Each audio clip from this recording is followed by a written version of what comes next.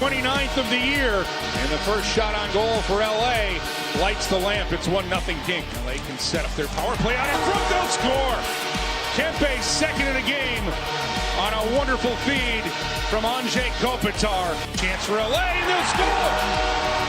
Here's Mikko, able to take advantage of the bouncing puck and wire. Back for more shot, and he scores. Shot is bounced into the slot, comes across the score. Save he just made on Jackson Blake. He made one on Jarvis, very similar with that blocker side in the first. Now Byfield with a reload. His shot will be stopped by Kochetkov. Rebounds available, and Byfield to score. Kochetkov couldn't hang on to it, and the rebound finds its way to Quinton Byfield. His 18th of the year, and it's 6-0 LA. Oh, boy. What a bummer. Hi, everyone. It's Canes Corner Podcast. I'm Adam Gold. Might sound a little rough. I think we'll be okay. Hurricanes lose 7-2 in LA to the Kings. 8-game winning streak is over. And before we go any further, you're probably thinking, where the hell's Adam? Where's the back porch? Where's the screened-in porch that I see all the time when the Hurricanes are on the road? Right? Where's the screen? Where's the little white divider of the screens? Where's the comfortable, Oxford setting? Well, today, for various reasons that really don't matter, I didn't get to go home all the way to Oxford to do the road game. So I came to our palatial studios, and I thought, while I was here, I would take advantage of the fact that the brand new Canes podcast, Iced Tea, hosted by in-game host Megan LaMontagne, is all dressed up. And I thought, why not? Why not show it off? So for those of you who don't know, I think there's about 8 episodes already done. Most of them have been released, including one with Cam Ward, one with Mike Maniscalco. I saw Jatovi was in here the other day recording one. And rumor has it that I'm going to be doing it with her on Tuesday. So I thought I would come in here and just see how cool it is to do a podcast in a studio, which is dedicated to a podcast. There's even like this here. Look at this. There's a microphone. Can you see that? Look at that. There's a microphone right here. And I'm not using any microphone right now. I'm just using my laptop, but it's pretty nice, isn't it? And so I look forward to being here with Megan. I hope you check out the podcast. She's great, and we all love the Hurricanes. So why not just kind of relax? There's big comfy chairs here, and talk about the team that we love. All right. I think I delayed 3.5 minutes talking about this game. So let's get right to it. I won't have time for shout outs today. I apologize. But I'm glad you're with us. I know it's a Saturday early evening. You probably have other things that are more pressing, more important to do. Let's spend just a very little amount of time on today's game because it was no good. There was some good. Carolina did have some scoring chances, and for the same price, they could have scored a couple of goals. But I think we can get lost in the statistics of it. I mean, I really do. I think Carolina didn't play a hard enough game against a pretty hard team to play against. LA is fast. LA's got a lot of size. And they got great goaltending today from David Riddick, who isn't really that good a goaltender. But I think at times Carolina made him look good. And then the game got out of hand, so it really didn't matter. Carolina did score a couple of goals. But, I mean, you lose battles on the wall. You kind of stay a little bit to the periphery offensively, and I think it doesn't have to be 7-2 to be a loss. I mean, to me, the way Carolina played, like you were good enough to lose 3-2 or 4-2, the way they lost to the Kings back in Raleigh. But we know they can play games against good teams, against big teams, because we've seen it, right? They beat Colorado both times this year. I don't know if they beat them both times this year. Beat Dallas both times this year. Dallas is the favorite in the West right now. Beat Vegas both times this year. So, look, we know they can play and beat good teams. So that's not even that. It's not even, oh, the Hurricanes aren't good enough to beat the best teams. No, they are. They're plenty good enough to beat the best teams. They just didn't today. And we'll go through the goals, and I think we can see kind of why Carolina didn't win today's game. They didn't have a lot of juice today. Why? I don't know. I mean, they played in San Jose on Thursday night. You practice in, I think they flew out right after the game, practiced in LA yesterday, obviously for a 1:00 local start. They didn't skate. But then they started the game by losing a board battle along the wall. It was Slavin, Jost, and Yaska. 3 Hurricanes, 2 LA Kings. Want to see who they were. Tanner Jeannot, who's a big body, and Samuel Hellenius, who I thought Hellenius was a very good player today. They win the battle, 2-on-3. Adrian Kempe, we remember him from Four Nations. Look, if you didn't know about Kempe being a good player before, if you watched Four Nations, you went, wow, he's maybe Sweden's best player.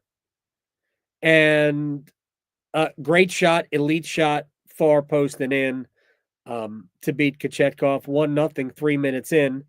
And it stayed that way until there was about 5.5 minutes left in the period. The Kings are on a power play. They win a face-off. Mark Jankowski slots in for Jordan Staal, who didn't play today.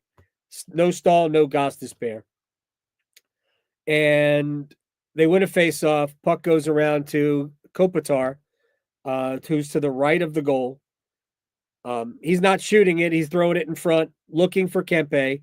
Martinook is there, but Martinook's skate, redirects it through the pads of Kochetkov and in 2-0. It's a bad luck goal. The third goal is the one that can't go, and it did go. And I think the third goal is really the knockout blow for the Hurricanes. Because, again, you lose a battle. I think this is, they were trying to get the puck in deep. I mean, it's right at the end of the period. The goal was scored with 4 seconds left. You're trying to get the puck in deep, and it deflects off of an LA King and just floats up in the air. And Jesperi Kotkaniemi was just kind of loitering. I guess he couldn't locate the puck, but he really didn't do anything. He was in position to do something. I mean, even if you take an interference penalty, you got to do something. He didn't do anything. And here comes Kuzmenko in with some speed, and Kochetkov leaves, 2 feet of net short side open. And that was just an easy goal. And that's a goal that you can't allow. That's a bad goal that Kochetkov allowed. The fourth goal, I mean, if you want to hang it on him, I mean, we can have a debate. You might be right, but I also think that there are a lot of things that went wrong before the Trevor Moore goal made it 4-0 in the early stages of the second period. Moore, Jeannot, and Byfield. Jeannot and Byfield's goals were identical. It looked like they were just replayed with different bodies. Side of the net, uncovered, blah. This is like I think the third goal killed Carolina because they really didn't play with any sort of like awareness the rest of the game. And they allowed too much room in the neutral zone on the Moore goal. And then Scott Morrow make a decision. Either get closer to the shooter so you take away his space and you have a greater chance of blocking the shot, or get out of the way and let your goalie see it. Neither of those happened, and that made it 4-0. And then 2 minutes and 43 seconds, it went from 3-0 to 6-0. And the game was over at 3-0, I thought. But now it's just an embarrassment at this point. And I think it was 6 goals on 11 shots at that point. It was ugly. I give Kochetkov credit, I think, for playing pretty well the rest of the way, making some very good saves the rest of the way. And he made a couple of good saves in the midst of the 6 goals. But, what are you going to do? He's been so good that I'm just not going to get there was nothing today that makes me worried about for tomorrow and the future. So I'm just not going to get angry about it. If you want to get angry about the game, that's fine. Maybe you had a bet on it. I may have thought about it. But if I was going to bet it, you know me, if I was going to bet it, it would be like an emotional hedge. If I was worried about Carolina, I didn't see this coming, but it was going to happen at some point. And again, LA is really an excellent team. So is what it is. They didn't play well enough to win this game today. They played well enough to lose 3-2 or 4-2. If they had gotten great goaltending, they lose the game 3-2. So they just weren't good enough where you needed to be. They weren't good enough in the middle of the ice. They weren't good enough on the walls when the puck was there. And usually Carolina's good at that. Carolina's pretty good at digging pucks out of the wall. They win a lot of those battles, in spite of the fact that they're not a huge team. So here's what I want to do. I want to talk about the 8-game winning streak. I did this on the post-game show, and I'm going to bring it over here. So we'll talk about the winning streak. We'll give you like 3 stars of the 8-game winning streak. And then I want to handle a couple of things about what the future holds. And I'm not talking about next year. I'm talking about the next, 13 games of the regular season, the last 13 games, and into the playoffs. So I figure we do that in the next 15 or so minutes, and then we'll call it a Saturday evening. But I do appreciate all of your time. All right, let's start with the 8-game winning streak, which was great. The only game in there that wasn't well played was the Boston game, and that was the game that Kochetkov absolutely stole. Like 2 points in his locker. And he's been, other than today's game, which obviously wasn't great, he's been awesome. So I saw a lot of encouraging things from Kochetkov. And now the most important game for me will be his next start, which will be Tuesday against Nashville. Because if I was handicapping this, I would think that, and I think Freddie has played very well. But what I have seen, to me, Kochetkov's been the better goaltender of late. And if we were starting the playoffs tomorrow, I think Rod would tap 52 and say, you're the guy. Now, maybe Rod trusts veteran players a little bit more. I don't think he's got a bad choice here. But if it was my choice, I would go with Kochetkov. I think he's played better. Not only has he played better, I think he has played better maybe against some slightly better teams. Especially if you are going to have to deal with a Russian goaltender, and then I would definitely go with Kochetkov. For whatever reason, he's played well against Vasilevsky, Bobrovsky, and Shesterkin, and Sorokin. He's played great against those teams. I think he has a shutout against the Islanders and Sorokin this year. He played really well against Vasilevsky. Both times he's played against Vasilevsky. So anyway, but I think Kochetkov just played better than Anderson of late, today notwithstanding, and he would be the guy I would choose. All right, so here are 3 stars of the 8-game winning streak. And this is not really based on statistics, and it'll be proven out when I give you the 3 stars. To me, the 3rd star is Jackson Blake, who did not score a goal. But I asked Rod today, and I get it. I know you're tired of hearing me talk about Jackson Blake. But if you've watched, and I trust that most of you have, how many times a game do you go, man, that's another good play by Jackson? How did he come out with the puck? How does he still have it? How did he get it back? What a great pass. How is he finding this space? The goals will come. The goals will come, and the goals will stand.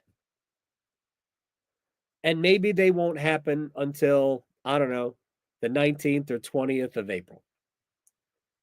But Blake has been awesome.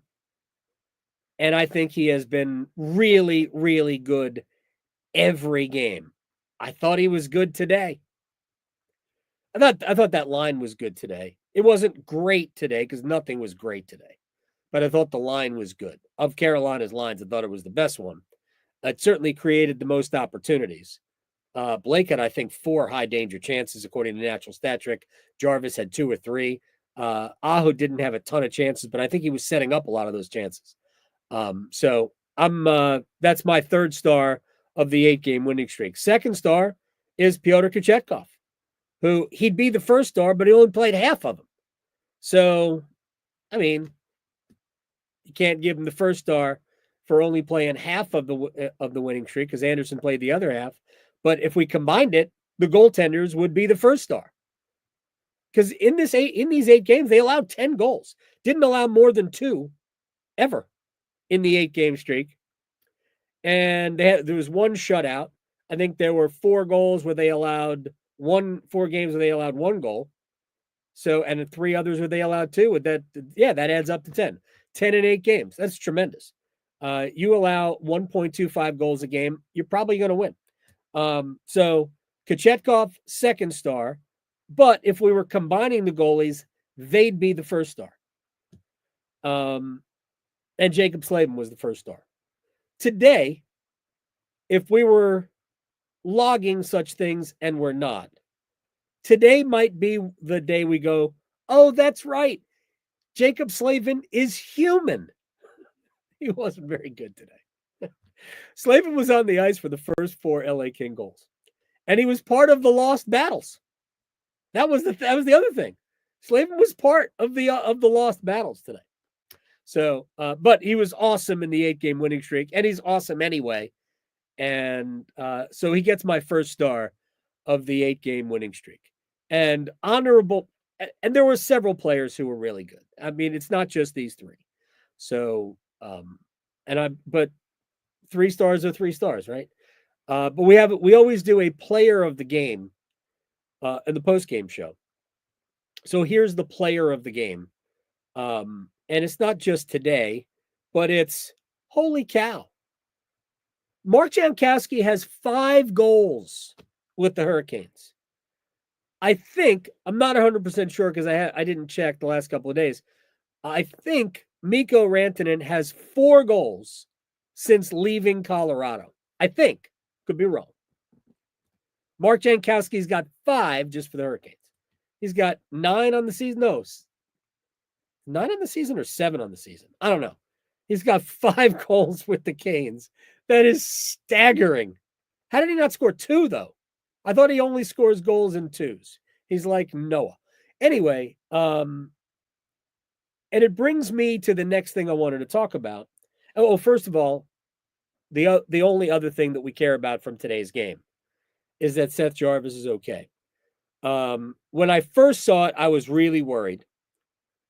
And then when we saw the replay, while you just never know, it looked to me like what really happened was he slammed into the boards with his back. That's not going to be the problem. But the whiplash of his head snapping back and hitting the wall. So no clue whether or not it is a concussion, but it looked like he was just shaken up. No need to bring him back. In fact, if you look at the ice time, Slavin didn't play a lot late. Aho didn't play a lot in the 3rd period at all. I think Aho took 4 shifts in the 3rd period. So as long as Jarvis is okay, you'll see him in the lineup tomorrow. You might see Jordan Staal back tomorrow. Might even see Andrei Svechnikov. But I will bet you that Rod Brindamore's holding Svech out for 1 more game. Anaheim tomorrow. And then 4 straight games at home, which are Nashville Tuesday, Montreal Friday, the Islanders Sunday, and then Washington on Tuesday. Nashville, they're the only team that's not a playoff team. The Islanders are not necessarily a playoff team, but they are fighting for their playoff lives, and they're right in the mix. Montreal, is right now wild card 2. They're tied on points with the Rangers, but they have 3 games in hand on New York. Washington, of course, is the best team in the East. Wild card 2 will get Montreal. There's no question that that's going to happen because the Hurricanes are ahead of everybody in the West, or rather in the Atlantic Division, and the Canes are 12 points behind the Capitals. Actually, it's going to be 14 points when Washington finishes off Florida. I assume they will. It was a 3-goal game. Capitals led 6-3 in the third period. So this is a big homestand in a lot of ways for Carolina. It's a big homestand to maybe create even more separation with the Devils. They lead by 8 points with a couple of games in hand, going to the final 3.5 weeks of the season. Season ends Thursday the 17th. I think Thursday the 17th. Carolina's in. I think it's Montreal and Ottawa, or Ottawa and Montreal. One of those rotations. Anyway, but this homestand is big. Carolina needs to get back to playing the way they played for the most part in these 8 games, the 8 games that they won. Today wasn't it. They had the puck a lot, but it didn't look like it has looked before. So those are their next 4 games starting after tomorrow, starting at home with the Predators. And it'll be our opportunity to say hi to Brady Shea and say, hey, man, we miss you. We love you. We love your hair. We love the way you skate. We love your number 76.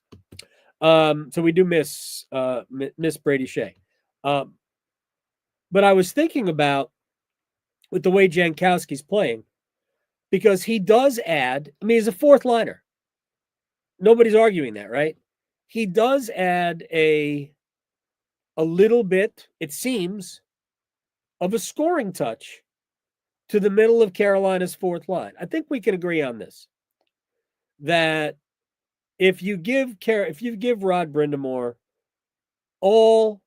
the full complement of forwards healthy, that Tyson Jost is definitely out.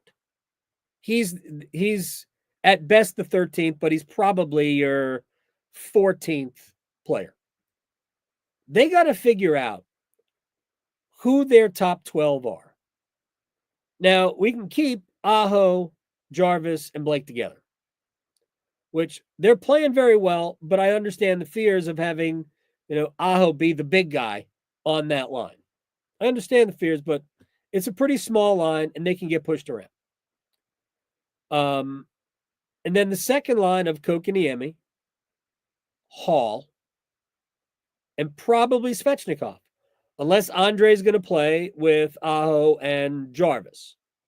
That would be my guess. I think Aho and Jarvis must be together.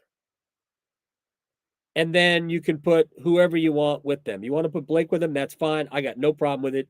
I am driving the Jackson Blake bandwagon. But I think in his mind, in Brind'Amour's mind, he wants Andre to be there for some size. But how's Andre going to play? Is Andre going to, here's my big problem with Andre, and it's really been for most of the year. We haven't seen power forward Andrei Svechnikov. They need that guy. That's why, I don't know if you've heard the promo running.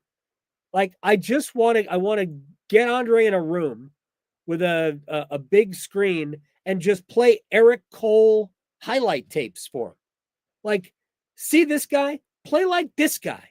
Scare the hell out of opposing defensemen by skating in with speed and reckless abandon and using your body. That's the way Andre should play. But he gets too fancy. At this point, I don't even care about the penalties. I just want to see Andre make an impact when he's on the ice. And if that Andre can play, then I think you put that Andre probably with Aho and Jarvis. And then you figure out a place to put Jackson Blake. And, you're definitely going to use him on the power play anyway. But you figure out a place to use Jackson Blake. And maybe you use Jackson Blake with Kotkaniemi and Hall. Maybe that's your second line. And I think we'd all accept it. There's some size there. Kotkaniemi, Hall's not small. And then Blake can work his magic. I think Jackson Blake can play with anybody. Because Jackson Blake is not necessarily somebody that is working off of somebody. He is the creator. of the offense. And if you get Kotkaniemi playing the way he's supposed to play, direct, in the middle, centrally, going to the net, Blake will get the puck there. And then maybe Kotkaniemi is there for rebounds or he's bothering the goaltender. I think Taylor Hall is also a creative offensive player. I mean, that could be your second scoring line. And then you've got Stahl, Martinook, and Carrier. Is that where Carrier comes back in? And if that's the case, or Carrier, what am I doing here? I forgot how to pronounce his name. Do we go back to that line, which has been very effective? But at this point, that becomes just a checking line, and any offense you get from it is holy cow, and that's okay if that's just your checking line. And then your fourth line of, is it Jankowski, Robinson, and Stankoven? It could be, right? And then you've got Jost and 21 goals scoring Roslovic as healthy extras. It'd be very tough for Rod Brind'Amour to leave a 21 goal scorer off the top 12 forward list. We would all agree to that, right? But I think that's how your lineup would go. I mean, I guess theoretically it's possible that Stankoven is a healthy extra for the postseason. We know he's not. He's part of the future. We know he's part of the future. But he might not be one of your 12 best for the present, even though he, as Eric Tulsky said, he was made in a lab to play for the Hurricanes. So there are a lot of decisions that have to be made. And I guess Carrier could also not be part of your top 12. It all depends on how Rod Brind'Amour wants to do it. But my guess is 28's going to be in. Just a guess. And I think we're really talking about whether it's Roslovic or Stankoven probably as the 12th forward. Although I guess it could it be Robinson? I don't see taking Robinson off the ice at all. I think they have to sign him for next year. Jankowski's already signed for next year. If it were me, I think you need players with size and speed who can kill penalties, who add to the mix, who don't have egos. And Robinson is one of those. By the way, I'm going to say hi to one. Agent Shadow? Really? I'm sorry, I got that wrong. It's really Ruben? I don't know. Literally Ruben? Whatever it says. I can't see from all the way back here. Greetings from Dusseldorf. It's late in Dusseldorf, isn't it? It's like 2 a.m. in Dusseldorf. You're an insomniac. So those are the line combinations. One more thing before we dive out of here.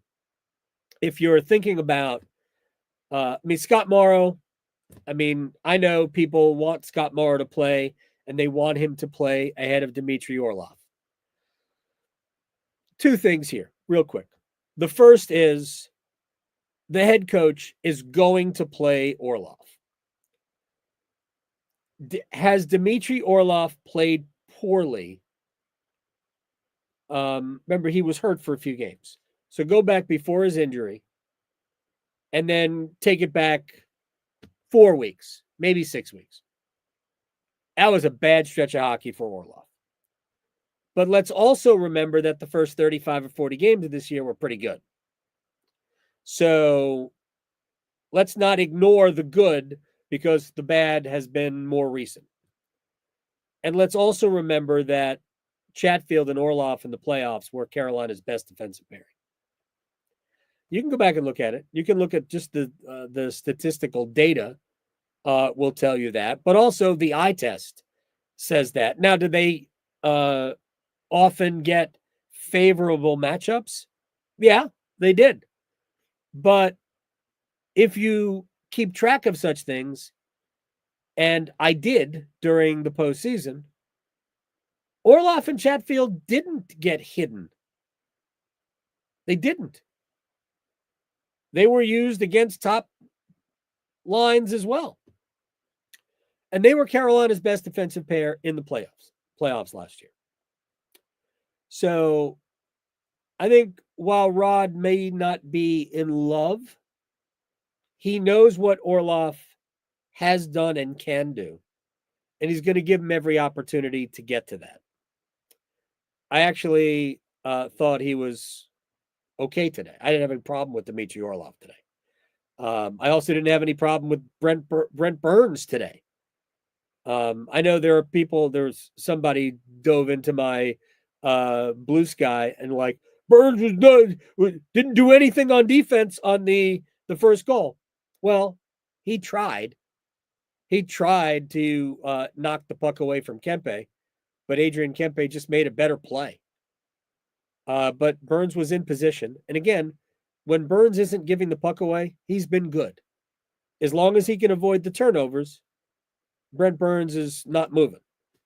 And as long as Orlov can avoid making silly mistakes, I think Orlov will be in the lineup too. Now, what Scott Morrow has given Carolina is a pretty good insurance policy because it does look like he can play.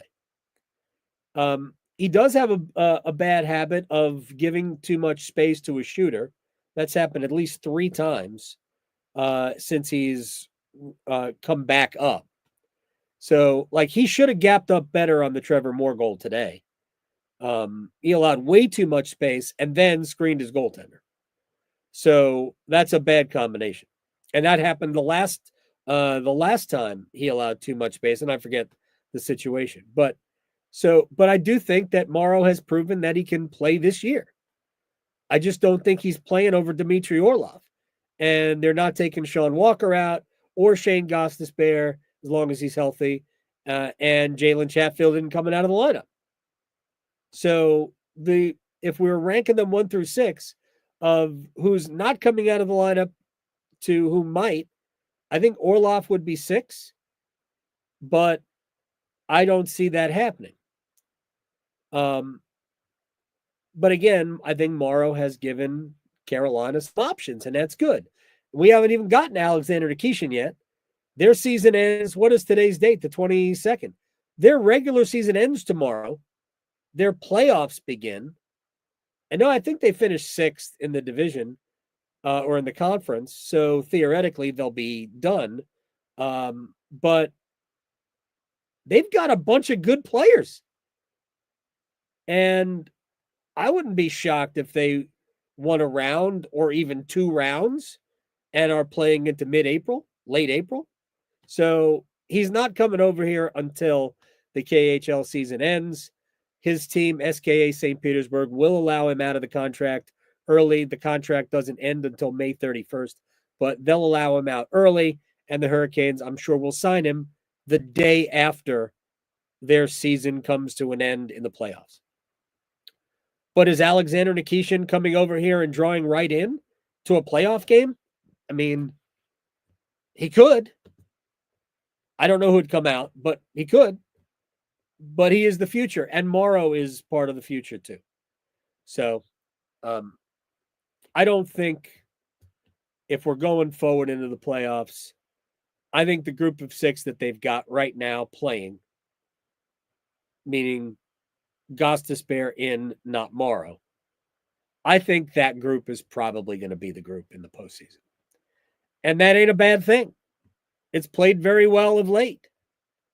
So that's just my opinion of that. And I also think that we should always consider the head coach's tendencies, and he will trust the veterans because they have earned his trust. Even to the point where I know you're playing poorly, but I know what you can do. And until you have proven to me beyond a shadow of a doubt that you cannot do it, I'm going to give you the grace of giving you another chance to do it. But Morrow's gotten closer to making it more difficult. I don't think we're there yet, but he has definitely gotten closer to doing that. And this has been a cool Canes Corner podcast, once again in the studio where Megan LaMontagne does iced tea. And I think I'm going to be sitting, I don't know what chair she sits in. I think she sits in the chair I'm sitting in, and I'll be sitting. I can't span to it or pan to it, but I think I'll be sitting in a different chair, and we'll be talking about. I don't know. I don't know what she wants to ask me, but I hope she serves iced tea, not sweet tea, iced tea. You know what I didn't tell you at the very beginning of this, and I apologize to Sammy Hanna. I didn't tell you that we're brought to you by the Aluminum Company of North Carolina. If it's for the exterior of your home, you can find it at the Aluminum Company of North Carolina on Hamlin Road in Durham. No place like it. Sammy Hanna and his crew do a great job. You should check them out. For whether it's roofing, siding, entry doors, storm doors, gutter helmets, you got it. They've got it all. And they're available. Oh, let's see. Alexander Nikishin. Injury? Likely not a serious injury. I see. It appears that, and I appreciate, who was it? Let's get who it was. Allie. Allie says that Nikishin might have gotten hurt. It does appear that he was hit in the Nikishins. So we don't know how long. I don't know how long a puck to the Nikishins keeps a guy out. But he apparently will be okay. Although, as somebody with his own Nikishins, I could tell you, all bets are off. But Sammy Hanna, his crew, aluminumcompany.com. Check them all out online. All right. We'll do this again tomorrow. I will not be here. I will be in my normal locale, which, for better or worse, I kind of dig these digs. We'll see everybody on the Canes Corner podcast tomorrow. Canes against Anaheim. Hopefully the Hurricanes will start another 8-game winning streak. Heck, hopefully they'll start a 13-game winning streak and go into the postseason on just a flying hot streak. Until then, we'll see you.